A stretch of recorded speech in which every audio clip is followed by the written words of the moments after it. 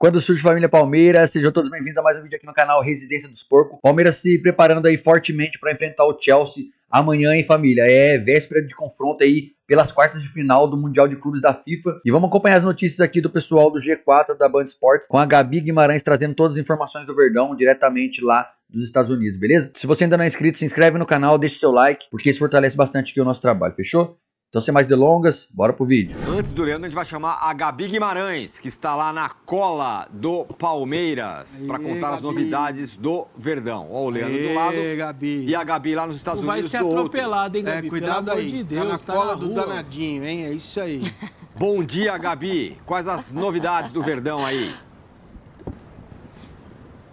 Oi, gente. Bom dia, boa tarde para vocês também, para todos que estão ligados com a gente. Olha, alguém falou aí que o melhor do programa é o chat. Vou ter que discordar. O melhor do programa é o elenco. Gente, mais uma vez, um prazer falar com vocês. Estamos na frente do Lincoln Financial Field, mais especificamente aqui no estacionamento, onde a bola vai rolar nesse estádio por aqui às 10 horas da noite, amanhã, para Palmeiras e Chelsea. Agora há pouco nós estivemos no Complexo Esportivo dos Eagles, acompanhando mais uma atividade do técnico Abel Ferreira, comandando aí os seus jogadores, se preparando para esse duelo contra a equipe inglesa. É curioso trazer para vocês aqui que esse é só o segundo treino com os titulares e os reservas à disposição. Por quê?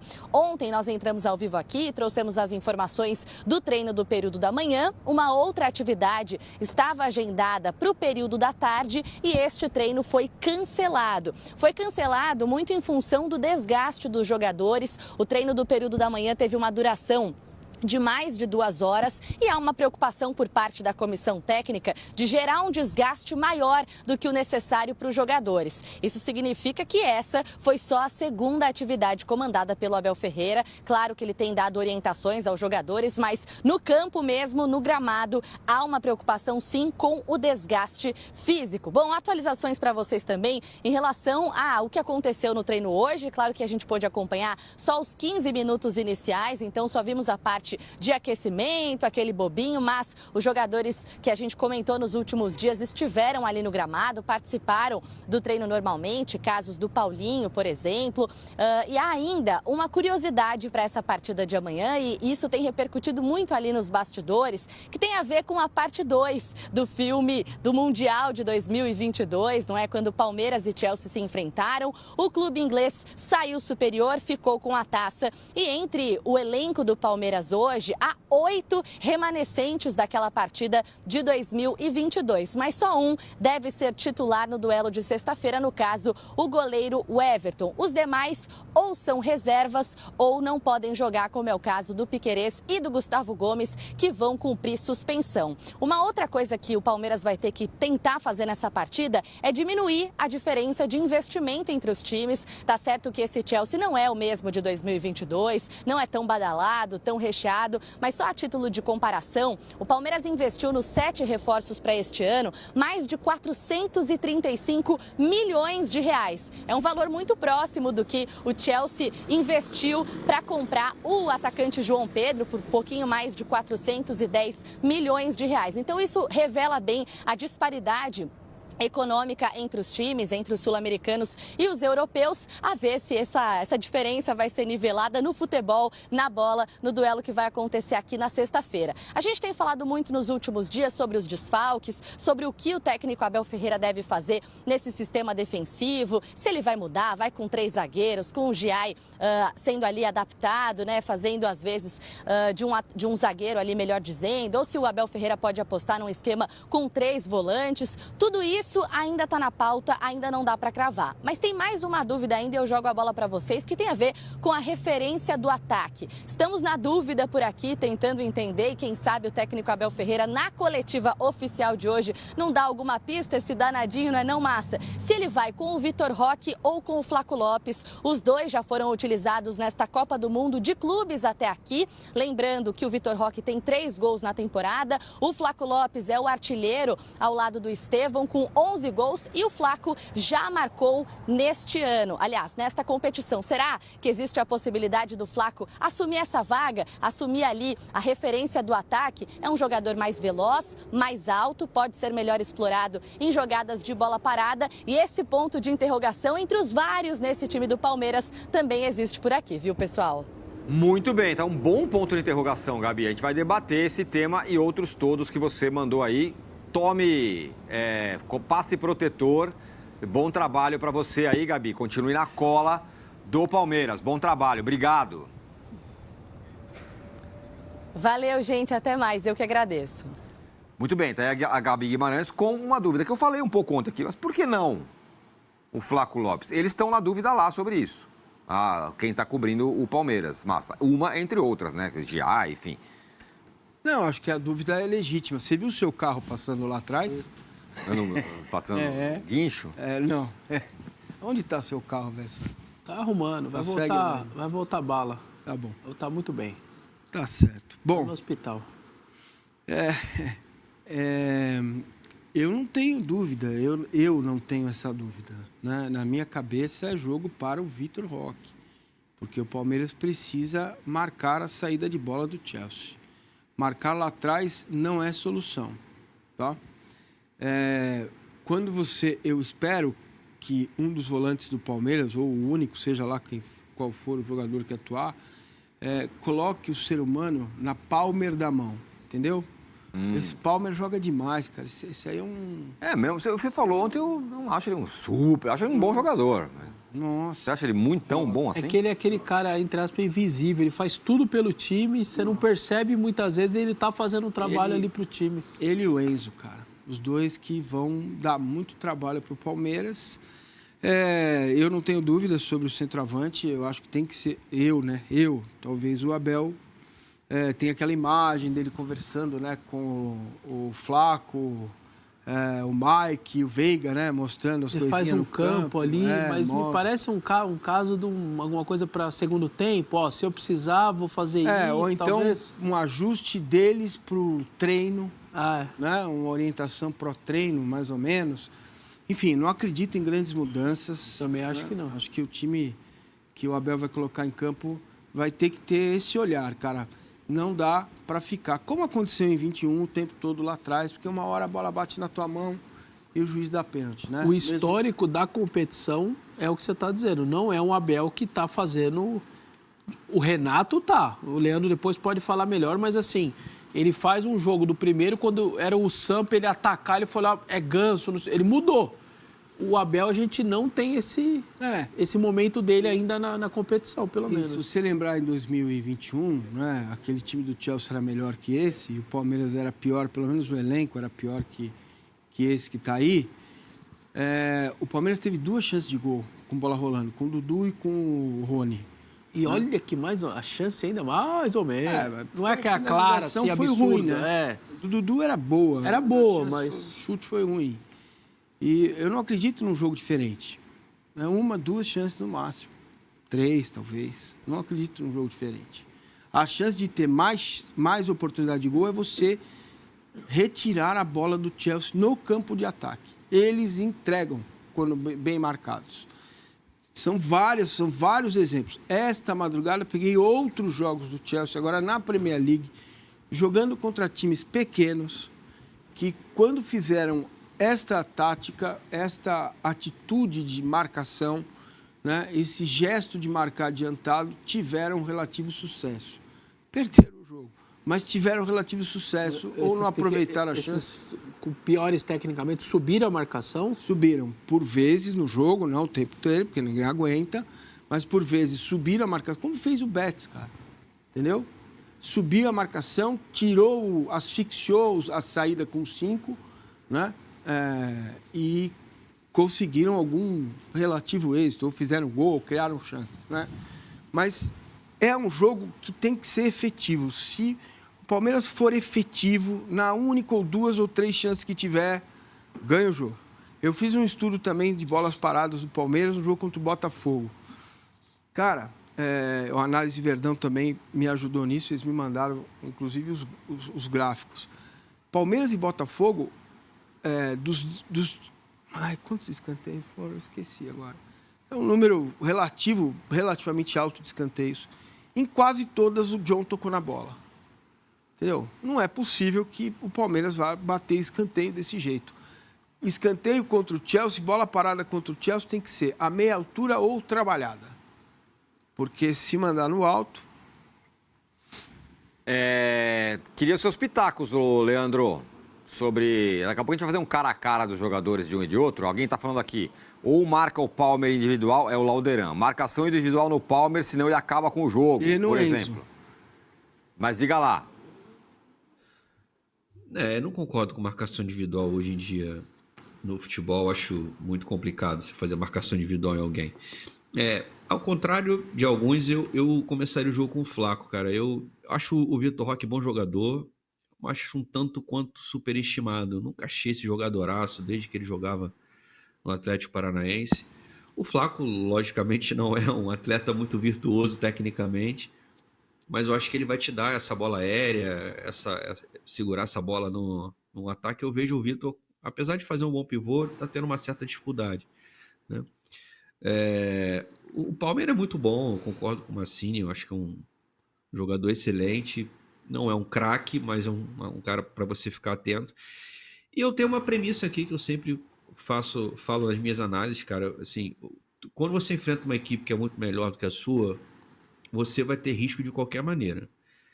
Qual é o risco menor que você tem dentro de um jogo? É você ficar com ou sem a bola?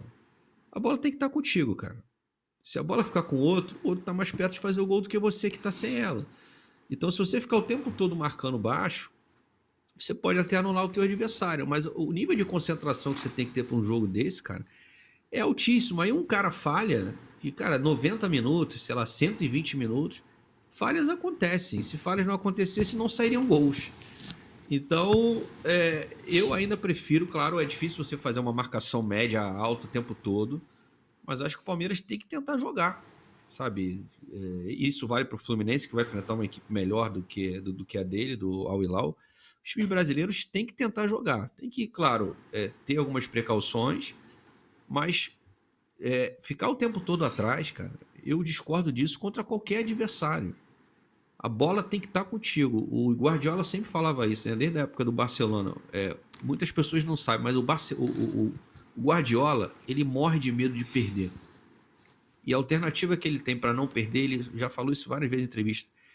Eu não quero perder o jogo, eu tenho muito medo. A bola tem que estar comigo. Se a bola estiver comigo, o adversário não vai me atacar. Pode ser uma coisa meio óbvia, meio lógica.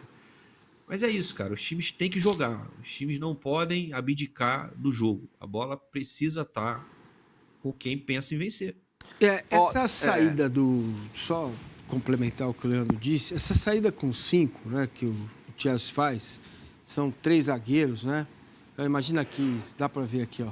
Meu óculos, a caneca, certo? Deixa eu botar, vai para cá, aqui, ó. Né? Essa saída aqui com 3 zagueiros. O que acontece? O Chelsea coloca esses 3 caras, o goleiro vem, às vezes, para ajudar, e tem 2 no meio, 2 aqui mais avançados. Como que o time se movimenta em campo? A ideia é fazer com que Palmer e Enzo recebam a bola no campo de ataque, nas costas da linha de defesa do Palmeiras. Então, para você tirar o Chelsea da zona de conforto, você precisa ter pelo menos 5 caras aqui nesta linha do campo. Aqui, ó. E mais próximos do zagueiro e do Cucurella, né? Ou do Jesse James. Depende qual é como que o Chelsea vai fazer. Normalmente é o Cucurella pelo lado esquerdo. Se você aperta essa marcação, o Leandro tem razão. Talvez você não fique com a bola, mas a bola não vai estar em condições para esses 2 caras que recebem nas costas trabalharem, porque se passa a bola da linha de marcação, o ataque vem com 5. Entendeu? Você vai ter 5 jogadores do Chelsea para atacar. E eles levantam a bola muito na área. Também. O jogo também é pelo lado. Enzo e Palmer escapando pelos lados. No jogo, na final contra o Betis, uma jogada que resultou em gol. O Palmer escapa da marcação pela direita, cruza e o Enzo entra na área para fazer o gol. Não foi o centroavante, foi o Enzo. Então, esses escapes, o Palmeiras faz perseguições de encaixe. É uma marcação individual, entre aspas, naquele setor. Se isso estiver bem ajustado, bem treinado, pelo menos ontem, né? A Gabi falou que foram 2 horas de treino, o Palmeiras tem chance de tirar o Chelsea da zona de conforto. Muito que fez o Flamengo. O Flamengo adiantou também as suas linhas, né? E tomou o gol num erro, porque o Wesley ali se embananou com a bola e tal. Eu só vejo possibilidade do Palmeiras passar pelo Chelsea dentro desta marcação em cima da equipe adversária, das bolas paradas defensivas funcionarem 100%, nunca vai funcionar, mas muito, e também a eficácia. Você não vai ter, eu não acredito num jogo de domínio do Palmeiras, como foi contra o Porto, onde o domínio foi alternado, mas o Palmeiras teve muitas vezes o controle do jogo, né? Então, é isso que eu espero para o jogo de amanhã. Você fala em eficácia, do caso do Palmeiras, que também desperdiça muitas possibilidades, mas isso é uma característica do Chelsea também, nesse Mundial, sobretudo nesse Mundial. Vessone, é um dos times que mais finaliza e que menos acerta o gol. No jogo contra o Benfica foi muito claro isso, né? Ele ficou lá batendo, o goleiro fez um monte de defesa, o gol não saía, foi sair bem no final, depois da expulsão e tudo mais, aconteceu tudo aquilo que a gente viu. Então, do ponto de vista da eficácia, tem isso, essa questão do Chelsea. E o técnico do Chelsea, o Vessa, falou: meu time ainda não jogou esse Mundial, eu quero uma atuação de Liga dos Campeões. Vai dormir. Não sei se é só discurso. O entendimento meu da declaração é o seguinte: é uma crítica ao time dele mesmo. Isso. Eu falo assim, meu time até agora eu quero. Ele acha que tem uma margem de melhora, entendeu? Tá certo. O Massini falou dessa parte toda agora ofensiva. Agora não, vai melhorar depois. O Massa falou da parte ofensiva do Palmeiras, o Tironi disse que o Chelsea cria, só que tem lá ineficácia na hora de colocar a bola. Mas cria. Diante desse cenário que ele lembrou, que é um time que cria, eu acho que, apesar do Massa ter falado toda essa parte ofensiva, a passagem do Palmeiras pelo Chelsea, para mim, passa pelo sistema defensivo. Do Palmeiras ou do Palmeiras. E como vai estar cheio de problema, e a minha tese de zagueiro bom é zagueiro bem protegido, eu acho que o Abel tem que pensar em um sistema que ajude aqueles 3 reservas a se virarem. Porque já que o Chelsea, como o Tironi disse, que vai criar, vai atacar, tem qualidade para isso. Como que eu vou proteger esses caras? Eu não vou deixar no mano a mano. O Fux é um baita de um cara de saída de bola, é um dos melhores zagueiros que eu já vi com passe entre linhas, que é o que o futebol pede hoje. Mas ele não é o suprassumo da velocidade. O Mikael, então, é menos ainda o suprassumo da velocidade, né? O Yuri Alberto deixou ele lá para trás uns 30 metros. Então, esses caras, o Vanderlan gosta mais de atacar, de defender. Então, por mais que tenha algum cuidado ali, uma necessidade de atacar, de criar, só que eu acho que se o Palmeiras não preparar essa parte defensiva e não cuidar, como? Terceiro zagueiro, talvez? 3 volantes, talvez? Mas alguma coisa diferente tem que fazer quando você não está com a sua linha de 4, que tem entrosamento, até para a linha de impedimento. São jogadores melhores. Você não está com esses caras, alguma coisa você tem que fazer. Não é um jogo normal. Então, eu acho que passa muito por 3 volantes ou 3 zagueiros para ajudar esse trio que não está acostumado ali atrás. 3 zagueiros, como disse a Gabi, como a gente tem visto nos jogos, já tem um pouco, né? O Giai atuando ali como um terceiro zagueiro. A saída de 3 do Palmeiras é com o Giai, né? Ele faz a saída de 3. Sim. Na hora de defender, ele se mantém essa linha, o Piquerez encosta, e aí vem ou o vira a linha de 4, ou o Felipe Anderson. Sim. Mas se baixa tudo a linha, vira linha de 5, né? Mas o Giai não é o cara da linha lateral. Ele fica mais por dentro um pouco como se fosse o zagueiro. Por exemplo, porque o Al-Hilal pegou o City, ele teve o entendimento de que era o City, ele não teve a menor linha de 5. Fez os 3 zagueirão mesmo ali, e mais 2 laterais que não eram alas, e meteu a linha de 5 e vai entrar aqui. Pro jogo, eu sinceramente não acredito que o Abel vai entrar faceiro em campo. Isso aí não é do feitio dele. Depois o Danilo Pérez aqui mandou uma possibilidade que ele acha que vai acontecer, mas fala. Acontece que você tem 2 jogadores que poderiam estar em campo para compor os 3 zagueiros que não jogaram ainda no Mundial. E eu sei. Um deles não joga há algum tempo, que é o Naves, que é muito bom zagueiro. Tudo bem, mas não joga. Os seus volantes, você tem 3 monstros de volante. Então, Aníbal, Martinez e Rios. Você tá tranquilo se você colocar esses 3, né? Eu ia chegar lá. Se você colocar um zagueiro, eu posso até pensar no Benedetti, não no Naves, por causa do tamanho, entendeu? Mas esse jogo desse tamanho? Então, Rapaz. para quem tá nos assistindo e não Botou é de o São Luiz. Paulo, são dois É, meninos, mas são olha, dois meninos da subiram esse base. ano. Subir esse ano. O Naves não. Mas você o acha, Benedetti, você acha sim. possível isso? Acho possível. Que ele vai Não. botar o Benedetti? Acho possível, não ficaria...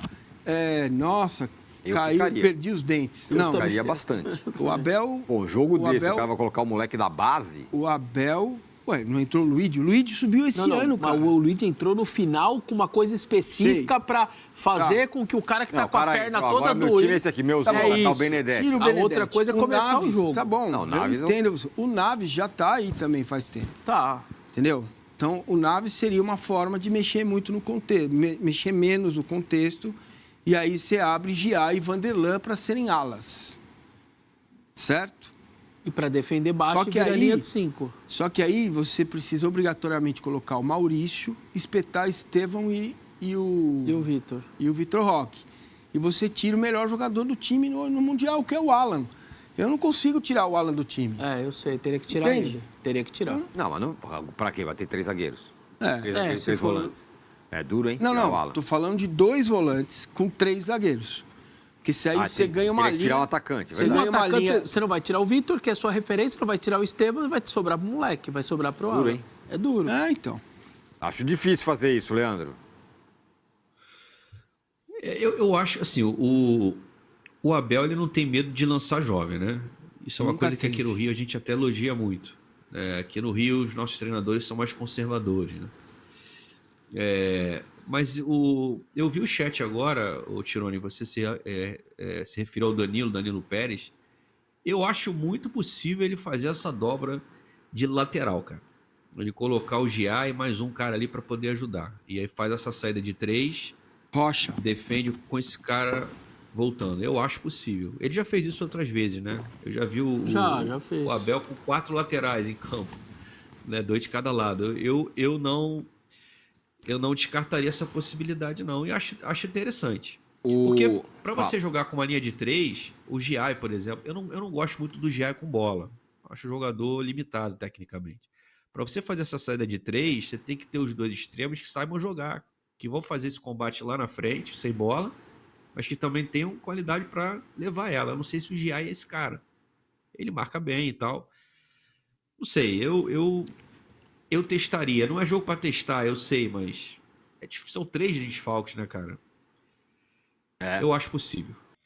Então, família, essas foram as notícias de hoje aí, né? Notícias do Verdão que o pessoal do G4 Band Esportes trouxe pra gente. A Gabi Guimarães lá dos Estados Unidos trouxe a preocupação e a dúvida que os repórteres que estão acompanhando lá de perto estão tendo com relação a essa preparação do Verdão, né? Se o Abel vai... Já que tem 3 desfalques importantes ali na zaga titular, então a dúvida é se o Abel vai com 3 zagueiros, se vai fazer 3 volantes, enfim... É uma dúvida real. Talvez possa ter que sacar ali o Alan ou até mesmo o Maurício, né, que também entrou muito bem. A gente vai acompanhar aqui. Hoje já é véspera, hoje já tem a entrevista coletiva, né, do Abel, já tem lá reconhecimento do gramado. E, cara, a ansiedade vai aumentando. E é isso, 2 clubes aí gigantes. Tô deixando essa arte aqui no final do Palmeiras aqui que postou no Insta, onde já foram finalistas, né, de Mundial, já disputaram uma final de Mundial. Mas, cara... acreditar que dessa vez a vida nos deu oportunidade para poder vingar, né, cara? A história pode ser escrita aí com uma bela vitória do Palmeiras em cima desse Chelsea aí. A gente vai continuar acompanhando aqui. O jogo é amanhã às 10 horas, então amanhã ainda a gente traz um pré-jogo completão com a provável escalação do Verdão. Se a gente conseguir ali as informações vazadas ali, a gente consegue trazer para vocês. Então, se você ainda não é inscrito, se inscreve aí, ativa o sininho e deixe seu like, que isso vai ajudar bastante aqui, vai ajudar bastante o canal, beleza? E comenta aqui embaixo o que vocês acham. O Abel deve ir com qual formação? Deve entrar com 3 zagueiros mesmo? Ou você acha que deve fortalecer, fazer uma linha de 5, com os volantão ali na frente? Deixa aqui nos seus comentários a opinião de vocês, que eu quero saber, beleza? Então é isso, família. Porque é louco, vai dar tudo certo. Fé, confiança nos meninos de verde. Fé nos meninos de verde, que os porco é louco. E é isso. Até o próximo vídeo. Avante palestra. É nóis.